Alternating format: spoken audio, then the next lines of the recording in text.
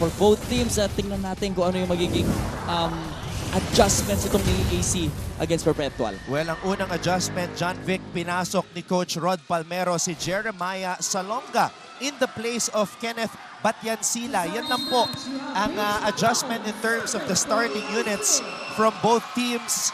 And Salonga only played in the fourth set, John Vic, at naka 4 points siya. Oo. Unang set binigay dito kay Marapok, and Yes. Marapok gets the first point for the Altas. It's really good to see the NCAA crowd, Anton, as you take a look. Doon sa unang point, galing kay Marapok. And I'm sure, Cap John Vic, it brings a lot of memories kasi itong dalawang kupunan na to, nakalaban mo Yes. sa NCAA Finals. Totoo, Anton, and I'm sure. Oh! What a great block galing sa ating MVP team captain, Louie Ramirez. Who is now a two-time back-to-back MVP of the NCAA. And he can't wait to get started playing for the national team, Yes. John Vic. Oo. And I'm sure ang dami pang pwedeng ipakita nitong si Louie Ramirez sa Philippine national team. But for the meantime, eto, check natin. Nagkaroon ng challenge dito ang Perpetual kung yung serve ba doon ni Marapok ay inside or outside. That is assistant coach Maki Carino, who also led the Benil Lady Blazers to their first championship in the NCAA, Oo. holding that ball in, ball out challenge. Maagang challenge to, John Vic. Oo. And alam mo ba, Anton, last 2017 nung nakalaban namin ang Perpetual doon sa championship, itong si Coach, it's in. Oo. Another point para sa Perpetual. And nga, balikan natin. Si Coach Sammy Akailar, the rest of the coaching staff ng Perpetual, ay naging coach ko doon sa 2017 SEA Games na ginanap doon sa Malaysia. Oops. So from opponent to coach. Yes. Ganun kabilis. And hindi na ako magtataka kung bakit itong Perpetual ay laging nasa championship appearance. Now, if you're EAC, syempre, dapat wag ka magpapasindak sa crowd ng Perpetual. That's a hot start ni Marapok at Ramirez. Alam mo, ang nakikita ko dito sa EAC, nung pinanood ko yung mga previous games nila, is yung defense nila. Grabe yung defense ang pinapakita. And oh! What a great spike galing dito sa kanilang opposite hitter na si Tabuga. Alam mo, kasabi ko lang na magaling itong defense ng EAC. Parang narinig ni Tabuga. Well, in terms of the statistics, #1 sa digging itong EAC. Best serving and digging team in the NCAA. Perpetual is #1 in spiking, blocking, and setting. Grabe ang attack. Doon mo makikita yung stats ng Perpetual na when it comes to attack, talagang umaangat sila compared dun sa ibang teams. And speaking of umaangat din yung numero ni Kobe Tabuga in game #1, scoring 16 points. And there he is again, Kobe Tabuga. Ang daming variations ng attack ni Tabuga.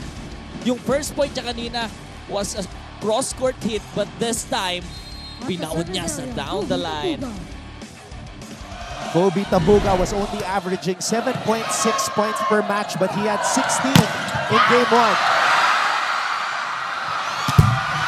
Marapok. Biones, binigay dito kay Romero cross-court, and Narciso. Oh! And Medalla with a drop. Hindi lahat power ang kailangan gamitin. Kapag gusto mong kumuha ng puntos, kitang-kita natin doon sa ginawa ni Medalla. Sabi nga ng mga coaches, ang drop ball at isang bounce ball ay isang puntos lang pareho yan. Olivo. Uy!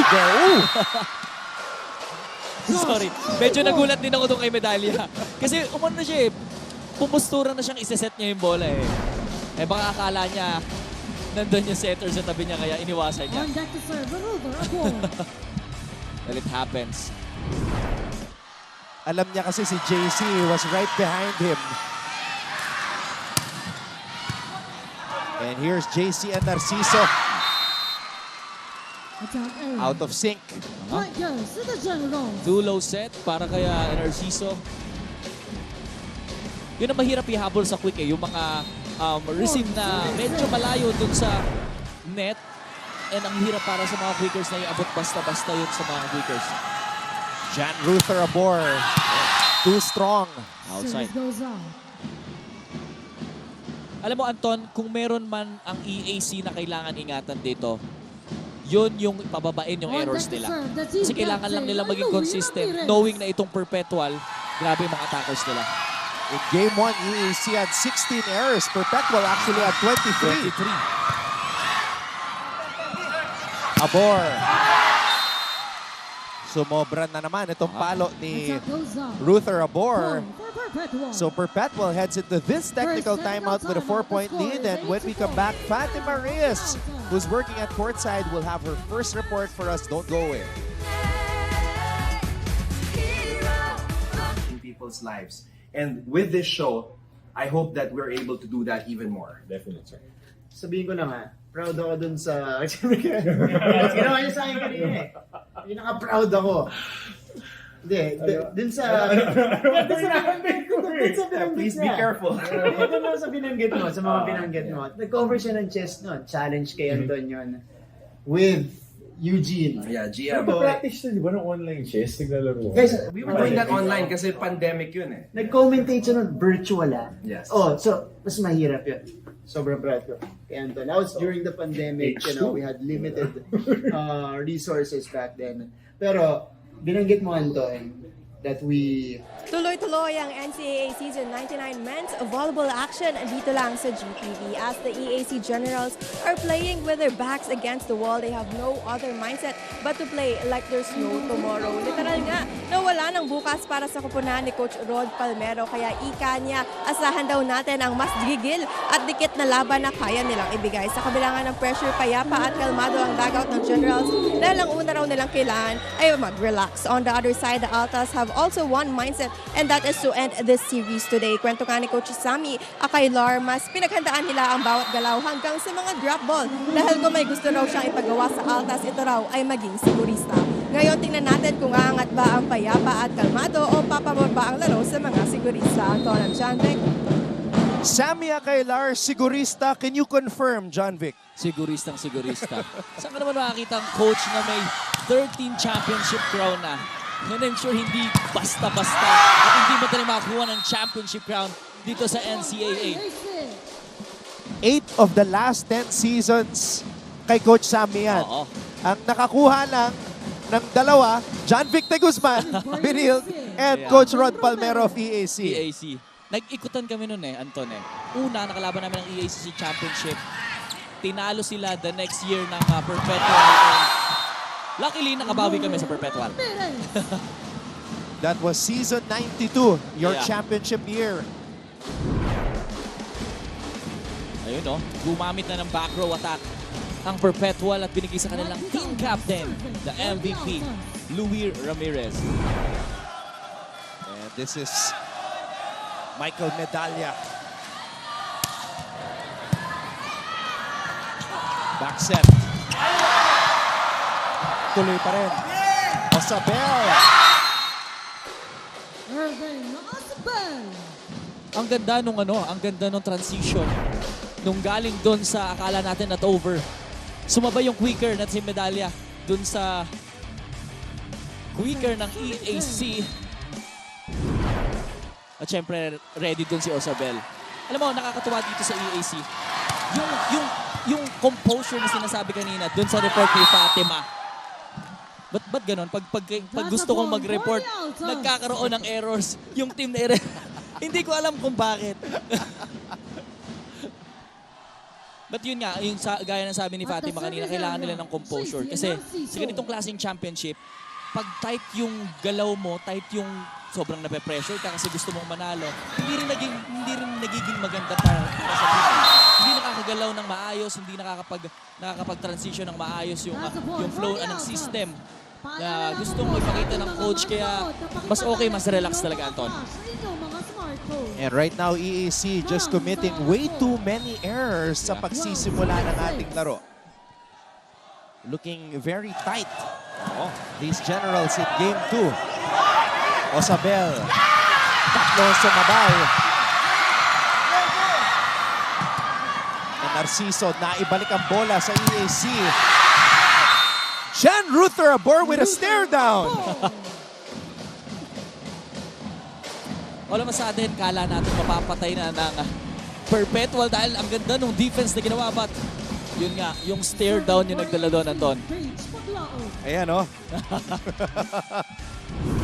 Tignan natin kung madadala yung mga teammates ni Ruther Abor. Oh! Kobe Tabuga elevating his game here in the finals. Tabuga with 3 points dito sa ating first set ng championship game 2. May mga unexpected players talaga, Anton, na hindi man mataas pumuntos ng elimination, pero sa mga ganitong klase at napaka-importanteng match, doon pa sila nagko-contribute. Totoo yan. Dumoble yung puntos ni Tabuga dito sa finals in game 1. Ramirez cross court. Credit para dito sa kanilang setter na si Narciso. Medyo litong-lito itong mga blockers ng EAC sa mga combination plays na binibigay niya. Hindi nyo binago yung ganyang pakiramdam nyo. Hindi talaga uusad. Hindi kayo makakagalaw ng tama. Nakita mo yung block mo. Ang taas-taas ng bola, hindi sa side step mo muna bago ka mag-1-2, ginawa mo, tinalo mo na wala ka pa sa pwesto ng bola. Isang bagay pinapagawa ko sa inyo ngayon, kailangan naririnig nyo ko. Okay, pakiramdam nyo, baguhin nyo. Gumawa kayo ng positibo. Tingnan nyo mukha mo, mali ka na, mali. Walang tama sa inyo, walang Yes, tama. On point yung instruction ni Coach Rod. Kailangan maging positive lang. Wala naman tayo magagawa kung lamang na yan eh. Importante, unti-untiin nyo, mas ma-relax yung katawan nyo kasi magre-reflect sa mga mukha nyo. Yung pressure. Kumbaga, body language pa lang, talo na. Kaya si Bim Diones trying to inject some positivity. Abor. Masyado mababa. Too tight para dito sa EAC. Maganda naman yung set. Isa lang ang blocker. Pero dahil sa gigil, umatake, nagko-commit ng maraming errors itong EAC. Marapok. Kakastart pa lang ng ating... Anton, kakastart pa lang ng first set natin, meron na silang 6 errors. Wow. And Perpetual racing off to a 16-7 lead.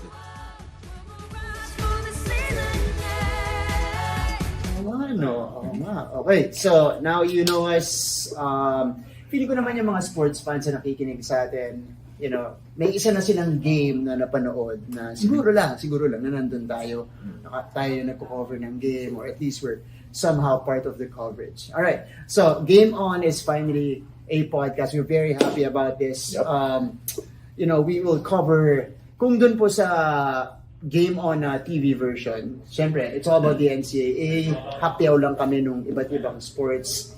In this version, on the pod, we are going to cover a wide range of topics. Kung ano yung latest sa sports, we're hoping to cover those. And some Let's take a look at what happened in game number 1. Maganda yung naging simula ng EAC. Nakuha nila yung opening set. And that was only the 4th time that Perpetual dropped a set here in the entirety of NCAA Season 99. Pero nagising ang sleeping giant, John Vic. Oo. Eh, syempre, knowing Coach Sammy Akailar, hindi niya basta ibibigay itong finals game, lalo na kung tinrabaho nila ng elimination ng sweep papunta dito sa championship. So nandito na po tayo sa game number 2. Perpetual with a champ. Men's volleyball crowned the most in NCAA history. Abor cross court. Ito yung sinasabi natin, isa-isahin lang natin. Kasi hindi naman napakahirap habulin nitong score ng Perpetual. 8 points ang kalamangan sa ating first set.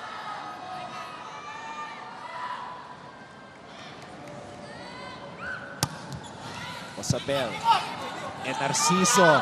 Ramirez gets roofed. Oh! Block point for EAC. Yung reaction ni Romero after niyang ma-block itong MVP captain na si Louie Ramirez. Lahat ng players dito, pag MVP ka, pag captain ka, i-challenge ka nila at gagawa sila ng paraan para ma-block ang mga palo na galing sa'yo. Tignan natin kung may energize itong mga generals pagkatapos nun. And Narciso to Tabuga. Kobe Tabuga. Eto, si Tabuga naman ang bumawi para sa kanyang captain with 4 big points On deck to serve. dito sa Ricky first set. Andrade. Kobe Tabuga from Bayambang, Pangasinan. Elevating his game here in Game 2.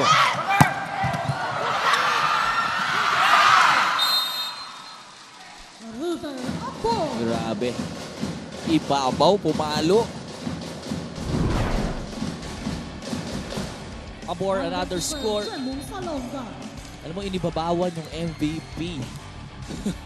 Ang taas lang tumalon ito si Louie, pero iba yung reach ito si Abor. Ramirez, babawi. Louie Ramirez. Walang nagawa doon si Osabel. Leading scorer versus leading scorer. Ramirez cross court. Iba. Bumawi agad to si Ramirez. Alam mo, itong si Ramirez, ang daming ano nito eh. Ang daming, madedevelop pa. Marami pang makakalaban. Marvin Romero. Samantala, yung pagbawi naman ni Romero for EAC, medyo napasabay dun si medalya kaya hindi establish yung blocking sa Number 12, Perpetual. Paul Sarga in. Number 5 out. Nung Number Game 7, 1, PJ Cabrera watching in. courtside was men's national team coach Sergio Veloso was watching Louie Ramirez, who we know is a member of Alas Pilipinas in the men's.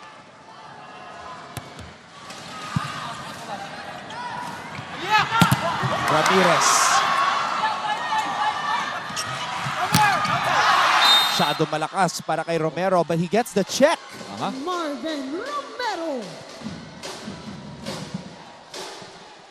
Umami naman agad itong si Narciso na mayroong check ball. Kasi this time may challenge na tayo, Anton. Still at So, the service area. malaki ang Paul chance Sarga. na mabago yung mga calls natin.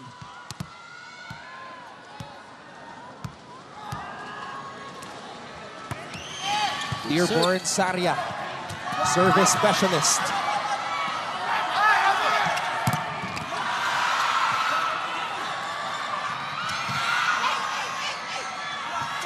Cabrera playing for the first time in the finals, and Marapok Marapok. targeting him. Marapok from the back row. Meron na siyang 4 points contribution para sa kanyang kupunan na At the Perpetual. service area, Louie Ramirez.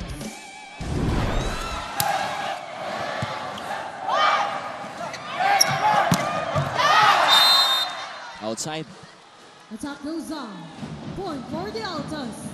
Too many errors para dito sa EAC. Meron tayong challenge. There's a challenge on the call from EAC. Block touch.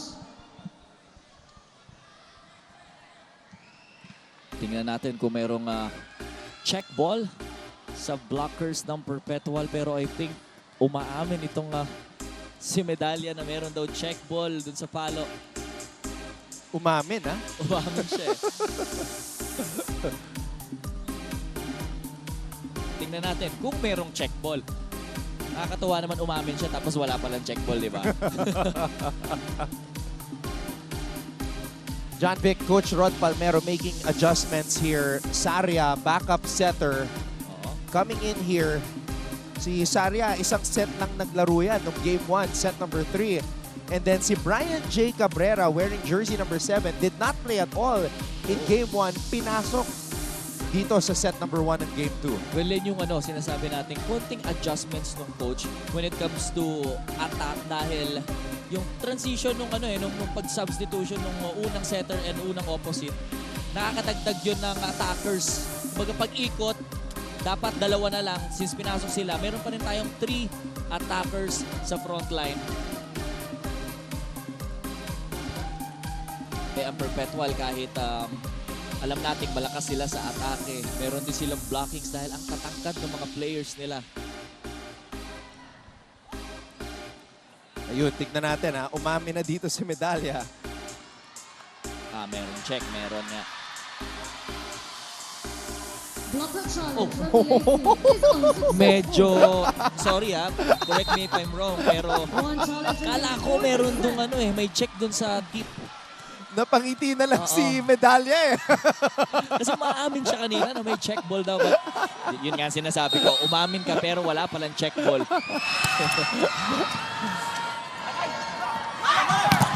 Well, Perpetual will take it. Medalya. Ooh, nag-agawan. And Narciso. Oh, Marapok with the adjustment. Saria. Back row. Papalo si Narciso. Tuloy pa rin. Narciso. To Marapok. Goodbye. Off the block by Jeff Marapo. What a great rally para dito sa Perpetual and EAC. Grabe yung defense. Pero si Marapok 21, serving ang 12. tumapos dun sa mahabang rally natin. Alam mo, yung EAC meron na silang 6 errors, Anton. Oh, wow. They give up a chance ball, John Vic. Jeff Again. Marapo. Same spot, same spiker, 6 points para dito kay Marapok. Still at the service area. Grabe, Will be lumilipad. Ramirez. Diba? Jefferson Marapok, mapabuhangin, mapa-indoor, malupit. Yeah. Yun yung kanina ko pang hinihintay for EAC. Makagamit sila ng quicker. Dahil basang-basa ng Perpetual yung mga play nila. Serving for EAC, Marvin Romero. Yeah, I agree. In game 1, they only had a combined 7 points from the Quickers. Babawi naman Medalya. si Medalya para sa Perpetual. Sa game 1, Medalya had 10 points. That's more points than all of the Quickers of EAC. So that's a great point, John Vic. Tama. Kasi once na nakikita mo at yung setter na ma-maximize yung mga quickers nila, doon ka magkakaroon ng combination play eh. Pero syempre, hindi naman kayang gawa ng setter ng paraan kung wala silang first ball. Kurt Rosos. And in the game, for the first time here in game 2, Kurt, the train, Rosos. Nakikita mo yung Yeah. tarpaulin niya. Right there, Kurt Rosos, specialty running attack. Yun lang. Masyado na-excite si Kurt with his fans club right behind him. Anton, it's really good to see itong mga supporters natin na, alam mo yun, talagang 14, gumagawa sila ng 23. banner, sinusuportahan nila yung mga idols nila. And it's really good for men's volleyball na may ganitong klaseng exposure. Wow. Off the block by Wow, Jeff wow, Marapo. wow. Jefferson Marapok. Check out kung check out. Naabangan na siya ng mga quickers. Ay, naabangan na siya ng mga blockers nitong EAC, but still, grabe yung leaping ability niya, Anton, ibang klase. Oh wow, that's too long and out for Brian Cabrera. So, Perpetual, the defending champions, taking that opening set 25-14 here in game 2.